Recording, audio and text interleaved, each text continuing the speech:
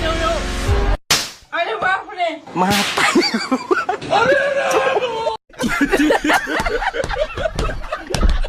इस्तीफा किसी का मांगो, सिस्टम सही करो, बात ही खत्म। सिस्टम कैसे सही होगा रजत, कैसे सही होगा सिस्टम? गर्दा उड़ेगा भैया। कब एनटीए सरकार क्या को कह रहा हूँ? प्रॉफिट दे रही है, सरकार क्यों सवाल करेगी? सिस्टम सही होगा, मुझे पीएम बना दो। ये छात्र नहीं थे। कौन? ये जो आए थे तो छात्र थे। ये छात्र ऐसा हमला करेगा? नहीं, ये आंदोलन का स्वरूप तो ही होता है।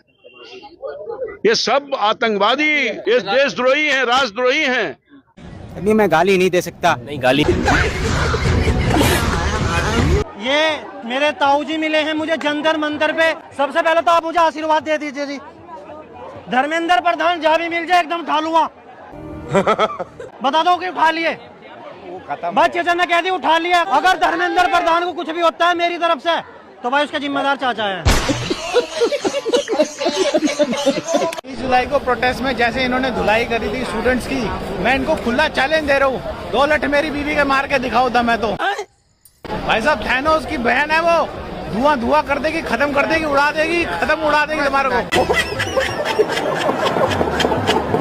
कि किस तरीके से जंतर मंतर पर छात्रों को लेकर के और जितने भी देश विरोधी ताकतें हैं वो आज जंतर मंतर। अरे यार ये कौन लोग हैं? इनकी भी अलग ही बकचोदी है। जो सत्ता के तलवे चाटे वो ठीक, जो अपना हक मांग ले वो देश विरोधी हैं। आपको ये भी सोचना चाहिए, हमारे युवाओं को ये सोचना चाहिए, ये देश सनातनियों का है। और कुछ लोग, चाहे वो आम आदमी पार्टी हो, चाहे वो समाजवादी पार्टी हो, चाहे वो कांग्रेस हो, ये जितनी भी पार्टियां हैं सारी की सारी देश विरोधी हैं। इन सत्ता के दलालों ने देश में ऐसी नफरत बो दी है, बस यही पक्के सनातनी है, बाकी सब देशद्रोही है। और इन अंधभक्तों को न शिक्षा से मतलब है न स्टूडेंट से, क्योंकि इनका बाप तो बस मोदी है। मतलब जब तक ये छोटे छोटे बच्चों को तलवार बांट रहे थे, हथियार बांट रहे थे, उनको अपनी रैलियों में ले जाकर मस्जिदों के सामने नचवा रहे थे, तब तक सब कुछ ठीक था, है ना? वो देश प्रेमी थे। लेकिन आज बच्चे शिक्षा के लिए अपना हक मांग रहे हैं तो वो देश विरोधी, देशद्रोही हो गए। बेशर्मो, शर्म करो शर्म। क्योंकि इनको भी पता है अनपढ़ रहेगा इंडिया तभी तो अंधभक्त बनेगा इंडिया। अच्छा एक बात तो बताओ, पब्लिक में सबका लट लगा, पब्लिक में किसी सुनो सुनो सुनो सुनो सुनो सुनो, लड़की का लट लगा, बुजुर्ग का लट लगा, बच्चे का लट लगा, आंटी का लगा, बुढ़ियाओं का लगा, किसी की अगर नई बहू आ रही नई बहू का लगा।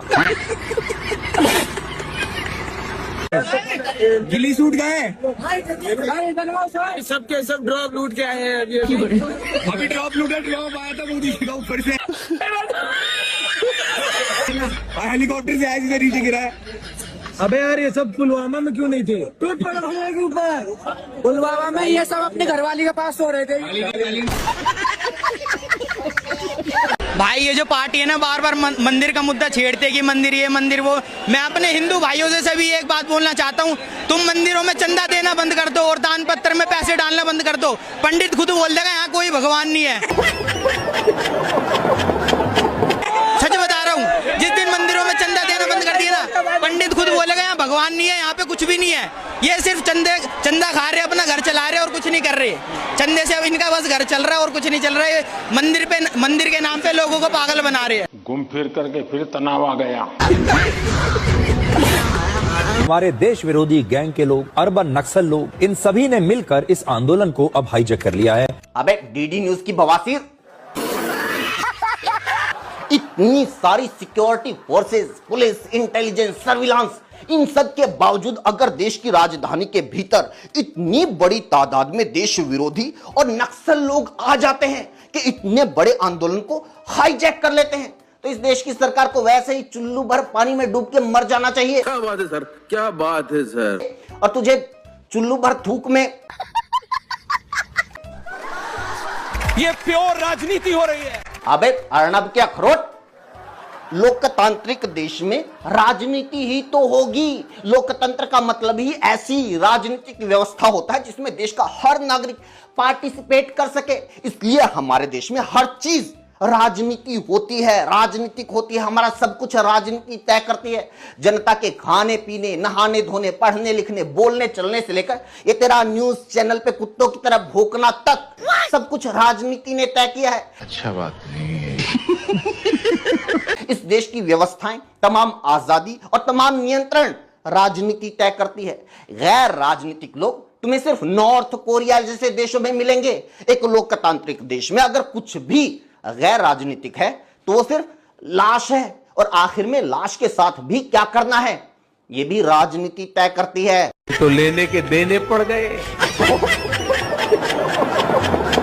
मेरा, मेरी टीम का, हमारे कैमरामैन का ये हश्र हुआ। अब मुझे नहीं समझ में आता कि इसमें उन्हें कौन सी गोदी मीडिया नजर आई। मैडम, हम पिछले 2-2.5 सालों से चिल्ला रहे हैं आपको कि मत करो दलाली, मत करो दलाली, मत करो बीजेपी की दलाली। जलील हो गए ना जलील। अरे ये तो शुक्र करो कि पुलिस आ गई बीच में, वरना तुम्हारे साथ वो हालत होती जो तुम किसी को मुंह दिखाने के काबिल नहीं रहते।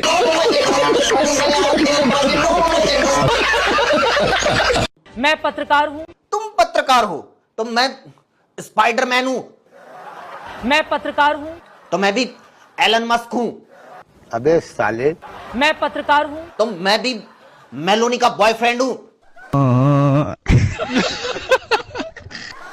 अरे चित्रा जी, अगर आप पत्रकार होती तो आपको ऐसे वीडियो बना बना के बताना नहीं पड़ता। बताओ, आपने कभी किसी गधे को देखा है ये बताते हुए कि वो गधा है? अरे उसकी हरकतें खुद बता देती है कि वो चौथी फेल है। मुझे क्रेडिट नहीं चाहिए। आपने कभी किसी सांप को देखा है ये बताते हुए कि वो सांप है? अरे उसका जहर खुद बता देता है कि वो किस न्यूज चैनल में एंकर है।